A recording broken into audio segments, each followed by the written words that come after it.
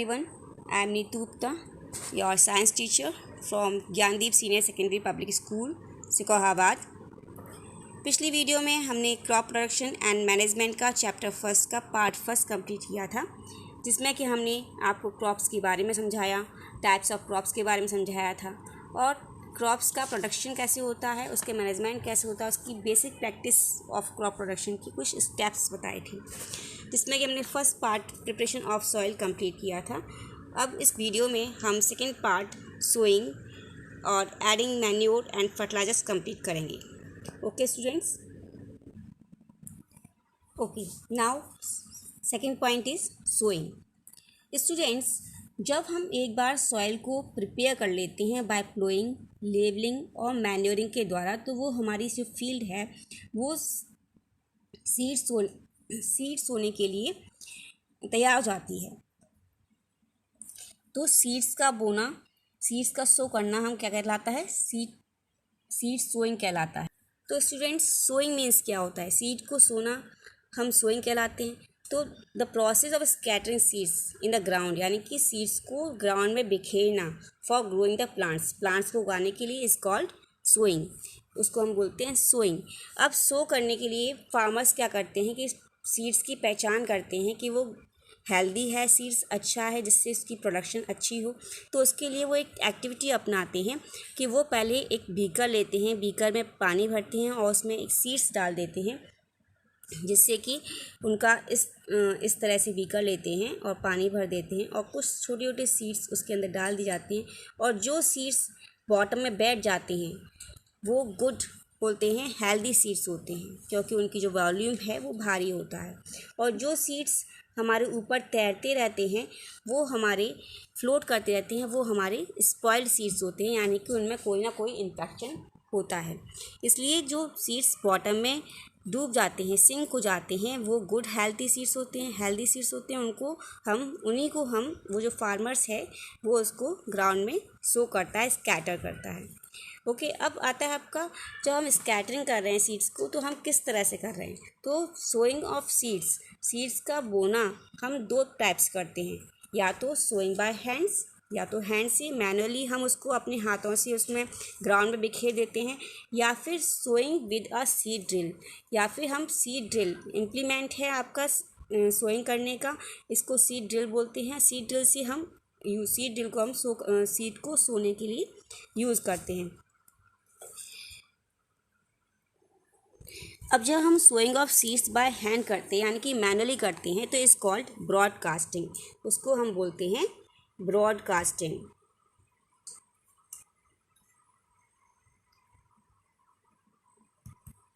Broadcasting बोलते हैं इसे। In the sowing with hand और मैनुअली, तो क्या होता है जब हम सोइंग करते हैं हैंड से, तो seeds are taken in the hand में लेते हैं और ग्राउंड में हम उसको पूरे ग्राउंड में बिखेर देते हैं।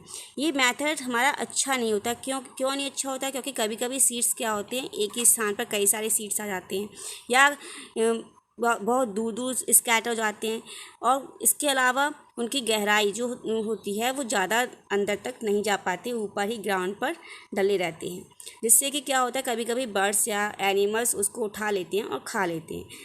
इसलिए ये सीड्स का इस तरह से बोना, मैनुअली तरीके से बोना हमारे लिए अच्छा नहीं होता। इसके लिए इस चीज़ को रोकने के लिए हम लोग या फार्मर्स अब ट्रेडिशनल टूल्स को अपनाते हैं। जैसे कि आपका ट्रेडिशनल टूल्स कुछ हैं आपके नीचे दिए हुए हैं। आपका इसमें एक दिखाया गया है, फनल टाइप का सीड ड्रिल है, और सेकंड आपका है seed drill with tractor. Okay, ये आपका ट्रेडिशनल टूल है जो आपका फनल टाइप का दिखाया गया है। ये इसमें क्या होता है, एक शेप होती है लाइक अ फनल, एक फनल टाइप की शेप होती है इस तरह से, और नीचे से एक आपकी ट्यूब जारी होती है। इसमें क्या करते हैं, सीड्स फिल कर देते हैं इसके अंदर, and pipes having sharp hand, जो पाइप है वो शार्प एंड्स का होता है, उसकी जो एंड सिरा होता है वो शार्प होता है, नुकीला होता है।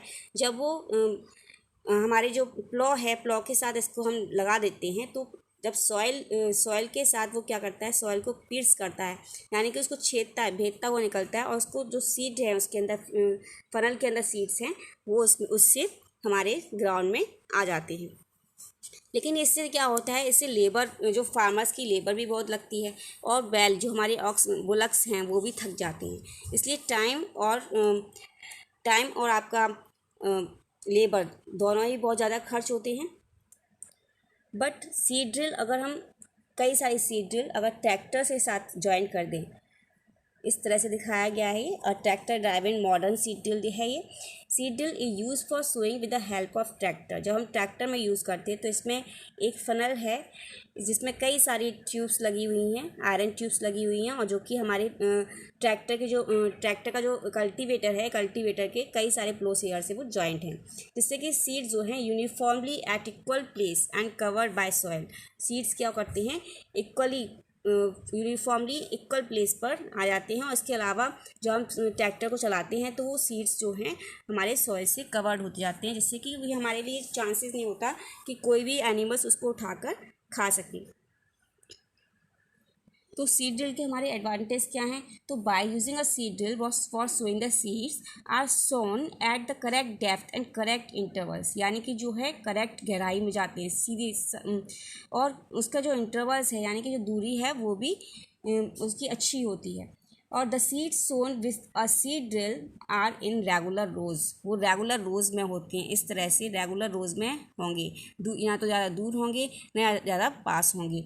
इसके अलावा when the seeds are sown in the furrow by seed drill, जब हम सीड ड्रिल से हम उसको फ्यूरो में लगा देते हैं तो the seeds get covered by the soil, जो सीड्स हैं वो सॉइल से कवर जाते हैं और उसको कोई भी एनिमल्स उसको उठा नहीं सकता। इसके अलावा जब हम ट्रैक्टर को यूज़ करते हैं, सीड ड्रिल विद ट्रैक्टर, तो जो फार्मर्स की जो लेबर है वो कम जाती है, इसके अलावा टाइम भी बचता है हमारा। इसलिए हम लोग जो मॉडर्न टूल है वो हम ट्रैक्टर के साथ जैसे सीड ड्रिल को यूज़ करते हैं। ओके स्टूडेंट्स, इसके अलावा हमें कुछ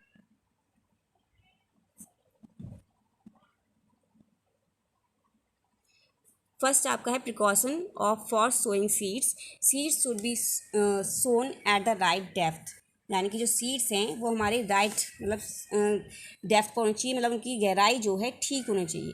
नेक्स्ट आपका है seeds should be sown at right intervals, जो सीड्स हैं वो उनकी जो दूरी है वो ठीक होनी चाहिए, यानी कि पास पास हमने लगा दिया। अगर हम पास पास लगा देंगे सीड को तो जब सीडलिंग निकलेंगे तो उनको पर्याप्त मात्रा में ना तो न्यूट्रिएंट्स मिलेगा, ना वाटर मिलेगा, ना सनलाइट उनको मिल पाएगी। इसलिए हमें हमारी कोशिश रहती है कि जो हमारी सीड्स हैं वो राइट इंटरवल्स पर, राइट स्पेस पर आपके जो हैं सीड्स सो की जाएं, जिससे कि उनको पर्याप्त मात्रा में न्यूट्रिएंट्स, वाटर और सनलाइट मिल सके। ओके स्टूडेंट्स, इसके अलावा जब हम राइट डेप्थ पर करेंगे यानी कि उसकी जो गहराई होगी ठीक होगी और ऊपर से आपका सॉइल से वो कवर्ड होंगे, तो कोई भी बर्ड्स, कोई भी एनिमल्स उसको उठाकर खा नहीं पाएगा, और हमारे लिए ये हमारी जो प्रोडक्शन है वो अच्छी होगी। नाउ नेक्स्ट आपका है seeds should not be sown in dry soil. अगर हम ड्राई सॉइल में सीड्स को सो कर देंगे तो moisture in the soil is necessary for the germination of seeds. So हमारी जो सीड्स की जर्मिनेशन के लिए मॉइस्चर ज़रूरी होता है। अगर हम ड्राई सॉइल में उसको कर देंगे तो उसका जर्मिनेशन अच्छी तरह से नहीं हो पाएगा। नेक्स्ट आपका है seeds should not be sown in highly wet soil. अगर हम सीड्स को बहुत ज़्यादा गीली मिट्टी में सो कर देंगे तो क्या होगा, उनको जो सीड्स हैं जब वो गीले हो जाएंगे और बाद में जब सूखेंगे तो उनकी जो आउटर कवरिंग है वो बहुत ही हार्ड जाती है। इसके अलावा मिट्टी भी हार्ड जाती है, अगर हाईली वेट सॉइल होगी तो मिट्टी भी ऊपर से हार्ड जाती है, इससे कि सीड्स को निकलने में परेशानी होगी और हम जो सीड्स है वो हमारी अच्छी तरह से ग्रो नहीं कर पाएंगे। इसके अलावा उनको एयर भी नहीं मिल पाएगी। जब सॉइल हमारी हार्ड जाएगी तो उनको जो एयर है, बाहर की एयर, वो उनको नहीं मिल पाएगी। इसलिए हमको ये प्रिकॉशंस हमको ध्यान में रखनी चाहिए। नंबर फर्स्ट, आपकी seeds should be sown at the right depth and seeds should be sown at right intervals. Seeds should not be sown in dry soil and not be sown in highly wet soil. अब आता है आपका next point, transplanting.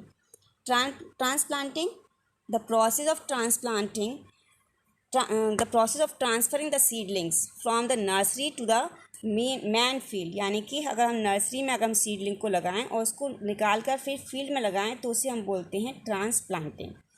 ये कार्य by the hand होता है, hand के द्वारा होता है। जैसे इसके एग्जांपल हैं पैडी, टमाटोज, चिलीज़। जैसे कि आपको इसमें दिख रहा है इस पिक्चर में कुछ लोग ट्रांसप्लांट कर रहे हैं पैडी क्रॉप्स को, यानी कि पहले पैडी क्रॉप्स को उन्होंने क्या किया, नर्सरी में लगाया, एक छोटे से ग्राउंड में लगाया। उसके बाद उनको उन्होंने अपने फील्ड में, बहुत बड़े फील्ड में उसको ट्रांसप्लांट किया। इस तरह से ट्रांसप्लांटिंग का क्या प्रोसेस, ट्रांसप्लांटिंग के हमारे पास क्या एडवांटेज होते हैं। ट्रांसप्लांटिंग से क्या होता है कि जो केवल वही बेटर और हेल्दी सीडलिंग्स ही हमारे कल्टीवेशन में लिए जाते हैं, लेकिन बैड सीडलिंग्स क्या होता है उसको हम रिजेक्ट कर देते हैं। This selection is not possible when the seeds are directly sown. अगर हम इस सॉइल में डायरेक्ट वो सो कर देंगे तो ये सिलेक्शन नहीं हो पाएगा कि कौन सी बेटर सीडलिंग्स हैं और कौन सी हमारे रिजेक्टेड हैं। तो हमें ट्रांसप्लांटिंग से हमें इसको हेल्प मिलती है। नेक्स्ट आपका एक और हेल्प होती है आपकी, the process of transplanting allows better penetration, यानी कि रूट्स जो हैं सॉइल में अच्छी तरह से पेनिट्रेट कर जाती हैं। नेक्स्ट आपका होता है point, the process of transplantation promotes better development of the shoot system of plants. अगर हम ट्रांसप्लांट करते हैं तो जो प्लांट की सूट होता है वो अच्छी तरह से डेवलप करता है। नेक्स्ट आपका एक और पॉइंट है, the process of transplantation allows the seedlings to be planted at the right spacing so that the plants may get uniform dose of sunlight, water and nutrients. यानी कि अगर हम ट्रांसप्लांट करेंगे तो हम अब उसको सीडलिंग्स को जो है एक प्रॉपर यूनिफॉर्म राइट स्पेस पर लगाएंगे, जिससे कि उसको सनलाइट, वाटर और न्यूट्रिएंट्स अच्छी तरह से मिल सके। तो इस प्रैक्टिस ऑफ ट्रांसप्लांटेशन में इज़ यूज फॉर कल्टीवेशन, जो कल्टीवेशन में यूज़ किया जाता है ट्रांसप्लांटेशन, वो प्रोसेस हमारी पैडी के लिए यूज़ करते हैं हम, टमाटोज़ के लिए और चिलीज़ के लिए अधिकतर यूज़ करते हैं, जिसको फार्मर्स इसमें यूज़ करते हैं ट्रांसप्लांटिंग को। Okay students, right. अब नेक्स्ट पॉइंट आता है आपका एडिंग मैन्योर एंड फर्टिलाइजर्स, यानी कि जब हमने सीड्स को सो कर दिया और हमने प्रिपरेशन ऑफ सॉइल कर दी, सीड्स को सो कर दिया, उसके बाद हमें उसकी सीडलिंग्स अच्छी तरह से ग्रो कर सकें तो हमें उसमें क्या करना पड़ेगा, मैन्योर और फर्टिलाइजर्स डालना पड़ेगा। तो the crop production need a number of minerals elements for their growth, जिससे कि उनको जैसे कि हम लोग जब हम बच्चा स्मॉल होता है, चाइल्ड के रूप में, चाइल्ड फॉर्म में होता है, तो हम उसको क्या करते हैं, अच्छी तरह से खाना खिलाते हैं, दूध मिल्क भी पीते हैं और फ्रूट्स भी खाते हैं, जिससे कि उनकी ग्रोथ जो है अच्छी तरह से हो। इसी तरह जब सीडलिंग्स निकल रहे हैं तो सीडलिंग्स की ग्रोथ अच्छी तरह से हो, इसलिए सॉइल में हम क्या करते हैं, मैन्योर और फर्टिलाइजर्स ऐड करते हैं। तो repeated growing of crops in the same field, जब हम सेम फील्ड में बार बार क्रॉप्स को एक रिपीट कर रहे हैं तो जो उसके मिनरल्स हैं, उसके न्यूट्रिएंट्स हैं, वो रिमूव हो जाते हैं, जिससे हमें उसमें मैन्योर और फर्टिलाइजर्स को ऐड करना पड़ता है। डेफिशिएंसी ऑफ प्लांट न्यूट्रिएंट्स और organic matter in the soil is made up by adding manure and fertilisers in the soil. Okay, ना आता है आपका मैन्योर। मैन्योर क्या है, हमारा एक आपका नेचुरल फर्टिलाइज़र है, जिसको हम अपने हैंड से बनाते हैं, अपने गार्डन में बना सकते हैं, अपनी फील्ड में बना सकते हैं। तो manure is a natural fertiliser. Manure is natural substance obtained by decomposition of animal waste like cow dung and human wastage या plant residue, we supply essential element and humus to the soil and make it more fertile। यानी कि manure जो है हमारा घर पर हम अपनी फील्ड में, अपने गार्डन में बना सकते हैं। कैसे बना सकते हैं, एनिमल वेस्ट लेकर, या हम प्लांट वेस्ट ले लें, लीव्स वगैरह ले लें और उसको हम अपने ग्राउंड में एक गड्ढा खोद कर हम उसमें रख दें और उसको गीला कर दें, तो कुछ दिनों बाद वो क्या होता है, वो सड़ जाते हैं, रॉट हो जाते हैं और मैन्योर फॉर्म करते हैं। तो वो मैन्योर अगर हम अपने पौधों में डालते हैं तो वो उनके लिए उसको न्यूट्रिएंट्स देता है। उसमें कई सारे न्यूट्रिएंट्स होते हैं जो हमें नेचुरली इस प्लांट को मिल जाते हैं। मैन्योर क्या करता है, replenish the soil with nutrients naturally. और मैन्योर क्या है, हमारा एक ऑर्गेनिक सब्सटेंस, यानी कि हम उसको ऑर्गेनिक कंपाउंड्स बनाते हैं जो कि लिविंग ऑर्गेनिज्म हैं, उनके वेस्टेज से बनाते हैं। ओके, तो मैन्योर कैसे बनता है, डिकम्पोज होके बनता है। डिकम्पोजिशन, जो माइक्रो ऑर्गेनिज्म हैं वो प्लांट और एनिमल वेस्ट को डिकम्पोज करते हैं और कुछ समय बाद जो ब्राउन कलर का सब्सटेंस जो बचता है वो हमारा मैन्योर होता है। जो कि माइक्रो ऑर्गेनिज्म उसको डिकम्पोज करते हैं। ओके स्टूडेंट्स, अब अगर हम फर्टिलाइजर्स की बात करें तो फर्टिलाइजर्स क्या होते हैं? फर्टिलाइजर्स इज़ अ सॉल्ट और एन ऑर्गेनिक कंपाउंड्स जिसमें कि नेसेसरी प्लांट न्यूट्रिएंट्स होते हैं like nitrogen, phosphorus, potassium to make the soil more fertile, जिससे कि सॉइल जो है और फर्टाइल बन जाती है। मैन्योर क्या होता है? Are not able to supply the required quantities of the essential plant. Manure हम घर पर बनाते हैं, अपनी फील्ड में, अपनी गार्डन में बनाते हैं, तो उसमें इतने ज़्यादा न्यूट्रिएंट्स नहीं होते कि वो प्लांट को और अच्छी तरह ग्रो कर सकें। तो हम क्या करते हैं, केमिकल फर्टिलाइजर डालते हैं। जैसे कि हमारी फील्ड में अगर नाइट्रोजन की कमी है तो मोर नाइट्रोजन जिसमें हो ऐसा फर्टिलाइज़र हम यूज़ करेंगे। अगर हमारी फील्ड में पोटेशियम की कमी है तो हम जिसमें ऐसा फर्टिलाइजर यूज़ करेंगे जिसमें पोटेशियम की मात्रा ज़्यादा हो। तो हम फर्टिलाइजर्स को ऐसा, मतलब फर्टिलाइजर्स एक रिच होता है इन अ पर्टिकुलर न्यूट्रिएंट्स, ठीक है। अब कुछ फर्टिलाइजर्स के आपके दिए हुए हैं, यूरिया, अमोनियम सल्फेट, सब super phosphate, potash, NPK. NP का मतलब आपका क्या है कि नाइट्रोजन, एन मीन्स नाइट्रोजन और P means potassium, P means phosphorus and K means potassium. Okay student, P N P की मीनिंग आपको समझ में आ गया होगा। अब हम फर्टिलाइजर्स क्या होते हैं, वो फैक्ट्रीज में बनाए जाते हैं। Fertilisers have plant nutrients in a concentrate form. Fertilisers में क्या होता है, जो न्यूट्रिएंट्स हैं वो कंसनट्रेट फॉर्म में होते हैं और जल्दी से वो पानी में घुल जाते हैं, जिससे कि मिट्टी को बहुत जल्दी ही न्यूट्रिएंट्स मिल जाते हैं। लेकिन मैन्योर क्या होता है, बहुत जल्दी पानी में नहीं घुलता है, वो ऊपर रहता है, जिससे कि प्लांट को न्यूट्रिएंट्स धीमे धीमे मिलते हैं। ओके, जो हम इसमें आपको दिख रहा है कि एक फार्मर्स अपने हाथों से इसको हम अपने हैंड से भी बिखेर सकते हैं, जैसे कि मैन्युअली रूप से हम फर्टिलाइजर्स को स्कैटर कर सकते हैं। और इसके अलावा हम मास्क लगाकर, जैसे कि इसमें दिख रहा है, एक पिक्चर दिख रही है कि एक आदमी मास्क लगाकर मशीन से फर्टिलाइजर्स को डाल रहा है। तो हमने मास्क क्यों लगाया? क्योंकि वो जो फर्टिलाइजर्स है वो हार्मफुल होता है for lungs, for breathing system.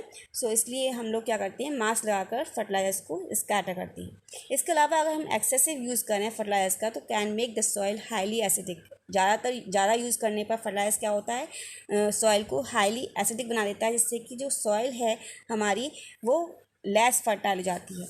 इसके अलावा फर्टिलाइजर्स यूज़ करने से वाटर पॉल्यूशन भी होता है, क्योंकि वो पानी में मिक्स होकर हमारे रिवर में जा सकता है, पॉन्ड्स में जा सकता है, लेक्स में जा सकता है। इसके कई सारे हार्मफुल इफ़ेक्ट भी होते हैं। ओके, फार्म जो अगर इसको बचने के लिए हम क्या करते हैं, जो फर्टिलाइजर्स हैं, जो हमारे मैन्योर हैं, वो न्यूट्रिएंट्स के साथ रिप्लेनिश तो करते हैं सॉइल को, लेकिन हमारे लिए हार्मफुल भी हैं। इससे बचने के लिए हम क्या करते हैं, क्रॉप रोटेशन का तरीका अपनाते हैं। क्रॉप रोटेशन मतलब हमने क्रॉप्स को लिया, पहले हमने इस एक फील्ड में हमने क्या किया, वीट लगा रहे हैं, तो हम वीट लगाते जा रहे हैं, तो उसमें क्या होगा कि हम आपकी जो सॉइल है, सॉइल से वीट जो है नाइट्रोजन को ले लेगी, तो नाइट्रोजन की डेफिशिएंसी हो जाएगी उसके अंदर, और उस कमी को पूरा करने के लिए हम क्या करते हैं, फिर हम उसमें कोई लेग्यूमिनस प्लांट लगाते हैं, जैसे कि पीज है, आपका ग्राम है, या कोई पल्सेज है। इस तरह से हम उस प्लांट को लगाने से क्या होता है, लेग्यूमिनस प्लांट की जो रूट्स होती हैं उसमें, रूट नोड्यूल्स में नाइट्रोजन फिक्सेशन बैक्टीरिया रहता है, जो कि नाइट्रोजन को फिक्स करता है एयर से, जिससे कि हमारा जो नाइट्रोजन जब फिक्स कर लेगा तो उस सॉइल में जो नाइट्रोजन रिच हो जाएगी अमाउंट में, जिससे अगर हम लेग्यूमिनस प्लांट के बाद हम वीट को ग्रो करेंगे तो वीट को फिर से नाइट्रोजन न्यूट्रिएंट्स मिल जाएगा। अगर हम वीट ही लगाते जाएंगे तो हमें क्या होगा, क्रॉप्स हमारी कैसी हो जाएंगी, वो दोबारा जब हम वीड्स लगाएंगे तो उसको न्यूट्रिएंट्स पर्याप्त मात्रा में नहीं मिल पाएगा और हमको फर्टिलाइजर्स यूज़ करना पड़ेगा, जिससे कि हमारी ग्रोथ, हमारी सीडलिंग्स की ग्रोथ अच्छी तरह से हो सके, हमें अच्छा प्रोडक्शन मिल सके। हम बात करते हैं difference between manure and fertilisers. Manure और फर्टिलाइजर में डिफरेंस क्या होता है? हमने भी जाना था कि fertiliser is an organic salt. Fertiliser क्या है, हमारा ऑर्गेनिक सॉल्ट है, लेकिन मैन्योर इज़ नेचुरल सब्सटेंस। लेकिन मैन्योर क्या है, प्राकृतिक सब्सटेंस है, जो कि हम प्राप्त करते हैं कैटल और प्लांट रेसिड्यू के डिकम्पोजिशन के द्वारा। और कौन करता है इसको? माइक्रो ऑर्गेनिज्म करते हैं। डिकम्पोजिशन कौन करता है? Micro organism.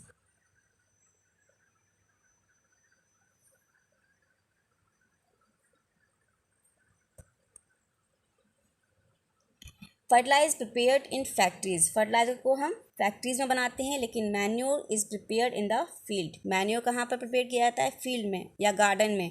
Okay, next point आपका है fertiliser does not provide any humus to the soil.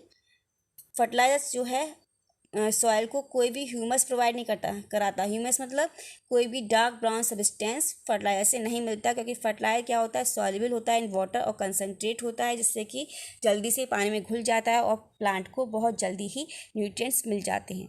लेकिन manure provides humus to the soil. Manure से क्या होता है? प्लांट की मिट्टी जो है भुरभुरी हो जाती है, जिससे कि उसको ह्यूमस मिलता है, यानी कि ब्लैक ब्राउन सब्सटेंस जो होता है वो ह्यूमस होता है। Okay, fertilizers are very rich in plant nutrients but manure is not very rich in plant nutrients। Fertiliser में बहुत सारे न्यूट्रिएंट्स होते हैं, बहुत ही ज़्यादा मात्रा में होते हैं, लेकिन मैन्योर में बहुत कम मात्रा में होते हैं, जिससे कि प्लांट की ग्रोथ होती तो है लेकिन इतनी अच्छी नहीं होती जिससे कि फर्टिलाइजर के द्वारा होती है। इसलिए हमें जो है फर्टिलाइजर्स और मैन्योर यूज़ करने पर हमारा कोई भी हानिकारक इफेक्ट नहीं पड़ता है एनवायरनमेंट पर, लेकिन फर्टिलाइजर यूज़ करने पर एनवायरनमेंट पर फ़र्क पड़ता है। हमारा एनवायरनमेंट पॉल्यूट हो जाता है, इसलिए हमें फर्टिलाइजर्स कम से कम यूज़ करने चाहिए। ओके स्टूडेंट्स, अब आपका नेक्स्ट पॉइंट है आपका basic practice of crop protection का इरीगेशन।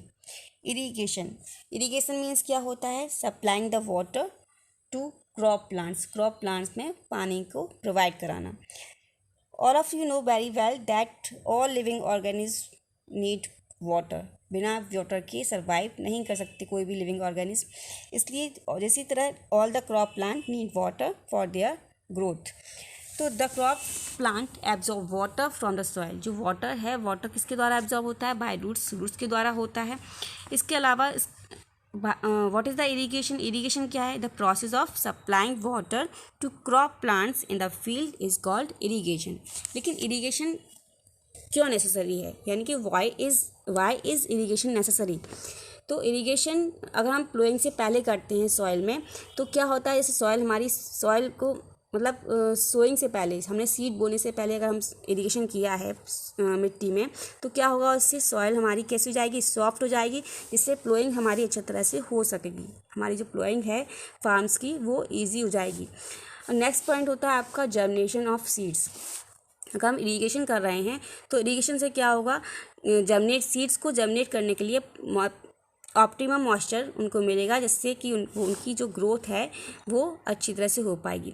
अगर सीड्स को हम ड्राई सॉइल में डाल देंगे तो वो अच्छी तरह से ग्रो नहीं कर पाएंगे। इसके अलावा nutrients dissolve in water are transported. जो हम अगर इरिगेशन करते हैं तो जो न्यूट्रिएंट्स हैं सॉइल के वो वाटर में डिजॉल्व जाते हैं, जिससे कि वो जो रूट्स हैं उसको पर्याप्त मात्रा में एब्जॉर्ब कर सकती हैं। नाउ नेक्स्ट आता है आपका supply of water to crops at regular intervals. Irrigation से क्या होता है? वाटर सप्लाई क्रॉप्स को रेगुलर इंटरवल्स, यानी कि नियमित समय पर होती है। ये नहीं कि होती जा रही है लगातार होती जा रही है, वो नहीं है, बल्कि उसको हम लगातार रेगुलर इंटरवल पर देते हैं। जैसे हमने सुबह दिया, शाम को दिया, बीच में हमने कुछ गैप रखा, तो इस तरह से रेगुलर इंटरवल्स पर हम पानी को उसको प्रोवाइड करा सकते हैं। इसके अलावा क्रॉप्स को इरिगेशन से क्या होता है? क्रॉप्स जो है हमारी क्रॉप्स की प्रोटेक्ट होती है किससे? हॉट एयर से, या फिर बहुत ज़्यादा बाढ़ आ रही है, वो सूखा पड़ रहा है, तो उससे भी उसको हमें राहत मिलती है। हमारा जो प्लांट की ग्रोथ है वो अच्छी तरह से होती है। अब आता है सोर्स ऑफ इरिगेशन। हम इरिगेशन किससे करते हैं? तो कुछ लोग वेल से करते हैं। ट्रेडिशनल फॉर्म है ये वेल से, कुएँ से, ट्यूबवेल से, रिवर से, डैम से, रेन से। Rain is the main source of the irrigation. Rain हमारा क्या है? मेन सोर्स है वाटर का और इरीगेशन का, इसलिए रेनी सीजन में हमें रेन से पानी बहुत जल्दी मिल जाता है हमारे प्लांट्स को। तो ये सब हुई आपके इरिगेशन की forms. Next modern source of irrigation को हम नेक्स्ट वीडियो में पढ़ेंगे। आई थिंक आपको ये चैप्टर समझ में आ गया होगा अच्छी तरह से। अगर आपको ये चैप्टर अच्छी तरह समझ में आ गया है तो आप मेरे चैनल को सब्सक्राइब करिए, शेयर करिए और लाइक करिए। Thank you, good bye.